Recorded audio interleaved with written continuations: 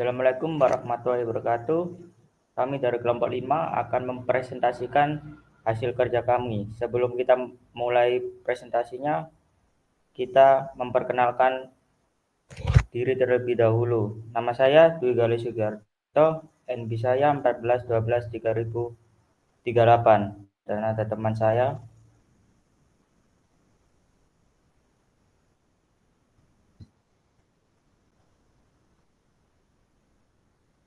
Saya Rizky Aryana Putra dengan NIM 14 123 00017. Saya Glorious Budi Santoso dengan NIM 1412200127. Langsung saja kita mulai presentasinya. Yang pendahuluan. PT Gudang Garam Tbk adalah salah satu perusahaan rokok terkemuka di Indonesia yang didirikan pada 26 Juni 1958. Pemilihan bentuk organisasi sebagai perseroan terbatas. PT memiliki latar belakang yang kuat terutama dalam memberikan perlindungan hukum bagi pemegang saham. IPO yang dilakukan pada tahun 1990 memungkinkan perusahaan untuk mengumpulkan dana yang diperlukan untuk ekspansi yang mengembangkan produk. Struktur organisasi yang jelas dalam bentuk PT juga memungkinkan pengelolaan yang lebih profesional dan efisien serta memudahkan pengambilan keputusan strategis yang diperlukan untuk pertumbuhan perusahaan di tengah berbagai tantangan pasar. Dengan adanya struktur organisasi yang teratur, perusahaan dapat merespons perubahan regulasi dengan lebih cepat dan efektif. Tinjauan Berikut yaitu tinjauan pustaka. Yang pertama, pengertian teori organisasi. Teori organisasi sendiri merupakan sebuah teori yang digunakan untuk mempelajari proses kerjasama yang dilakukan oleh antar individu. Hakikat kelompok yang ada di dalam individu dalam mencapai tujuan serta berbagai cara yang ditempuh dengan menggunakan teori yang dapat menjelaskan bentuk tingkah laku seperti motivasi seorang individu dalam melakukan proses kerjasama di sebuah organisasi.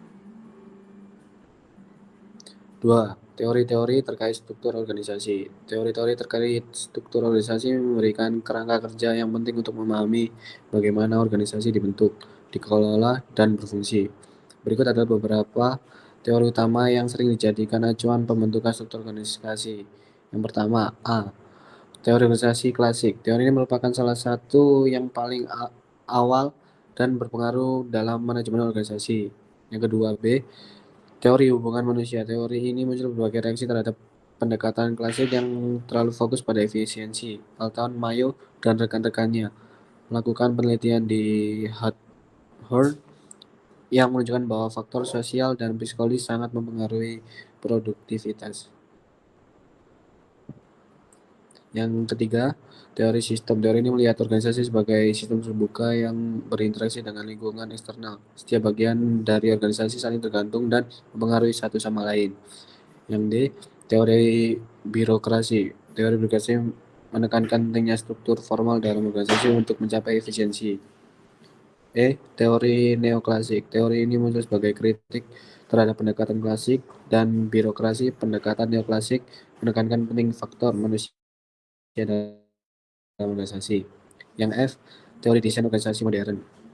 Teori ini mencakup berbagai pendekatan kontemporer dan desain struktur organisasi termasuk struktur matriks, jaringan apa ya? Manajemen.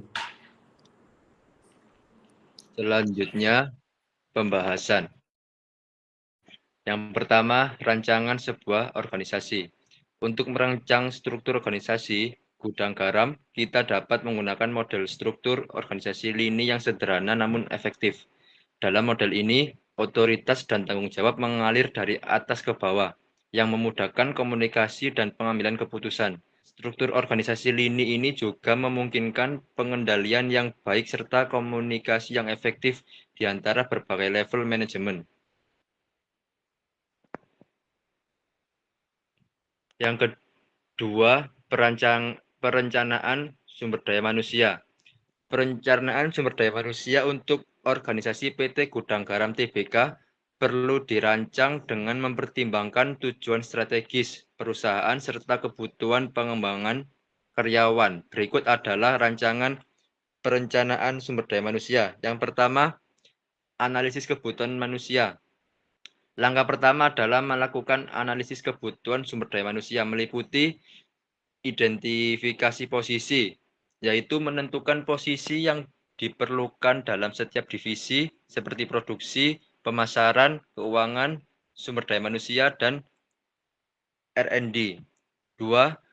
Kualifikasi, menetapkan kualifikasi dan kompetensi yang dibutuhkan untuk setiap posisi. Yang B, rekrutmen dan seleksi, yaitu setelah analisis kebutuhan, tahap berikutnya adalah rekrutmen dan seleksi karyawan yang tepat. Meliputi yang pertama, sumber rekrutmen, menggunakan berbagai sumber seperti iklan lowongan kerja, kampus, dan referensi internal. Yang kedua, proses seleksi, yaitu mengimplementasikan proses seleksi yang ketat, termasuk wawancara, tes keterampilan, dan penilaian psikologis untuk memastikan kandidat memiliki kemampuan yang sesuai. Yang C, pengembangan karyawan PT Gudang Garam harus fokus pada pengembangan karyawan untuk meningkatkan kompetensi dan kualitas kepemimpinan. Yang pertama, program pelatihan, yaitu menyediakan pelatihan teknis dan manajerial secara berkala untuk meningkatkan keterampilan karyawan. Yang kedua, evaluasi kinerja, yaitu melakukan evaluasi kinerja tahunan untuk memberikan umpan balik dan merencanakan pengembangan karir bagi karyawan berprestasi. Yang D, retensi dan kesejahteraan karyawan, yaitu menjaga motivasi dan kesejahteraan karyawan sangat penting. Meliputi yang pertama, kompensasi, yaitu menawarkan paket gaji yang kompetitif serta insentif berbasis kinerja. Yang kedua, lingkungan kerja, yaitu menciptakan lingkungan kerja yang positif dan mendukung antar tim.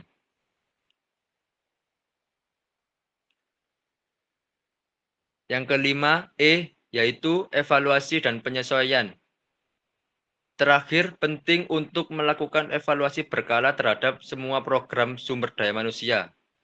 Yang pertama meliputi umpan balik karyawan, yaitu mengumpulkan umpan balik dari karyawan mengenai program pengembangan dan kesejahteraan.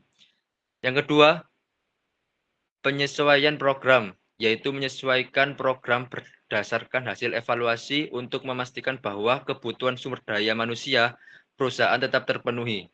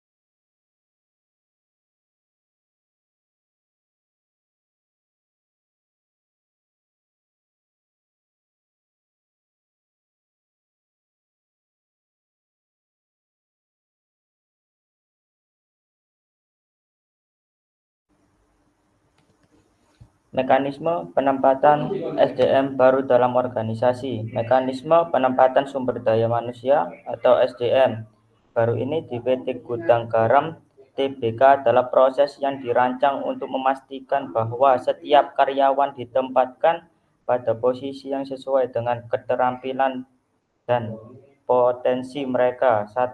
Proses seleksi. A. Wawancara. Wawancara awal dilakukan oleh tim HR untuk menilai motivasi, latar belakang pendidikan, dan pengalaman kerja calon. Wawancara mendalam. Pada tahap ini, fokusnya adalah pada keterampilan teknik dari situasional serta bagaimana calon dapat dikontribusi dalam tim. B. Tes kemampuan. Tes teknik. Misalnya, untuk posisi di definisi produksi, tes ini memungkinkan mencakup pengetahuan tentang proses produksi rokok atau manajemen kualitas. Tes psikologi digunakan untuk menilai kepribadian dan kecocokan calon dengan budaya perusahaan. C. Kesehatan. Calon karyawan yang berhasil melewati semua tahapan seleksi akan menjalani pemeriksaan kesehatan untuk memastikan mereka dalam kondisi fisik yang baik dan sikap bekerja. 2. Penempatan SDM baru. A. Tanda tangan kontrak kerja. B. On the job training. C. Evaluasi kerja. D. Pengembangan karir. Yang terakhir yaitu kesimpulan. Kesimpulan dari pembahasan mengenai teori-teori terkait struktur organisasi menunjukkan bahwa terdapat beragam pendekatan yang dapat diambil untuk membentuk dan mengelola organisasi secara efektif. Teori klasik menekankan efisiensi, spesialisasi, dan hierarki otoritas, sementara teori hubungan manusia dan neoklasik lebih fokus pada faktor sosial dan emosional yang mempengaruhi karyawan. Selain itu, teori sistem menyoroti pentingnya adaptasi terhadap lingkungan eksternal, sedangkan teori birokrasi menawarkan struktur yang jelas.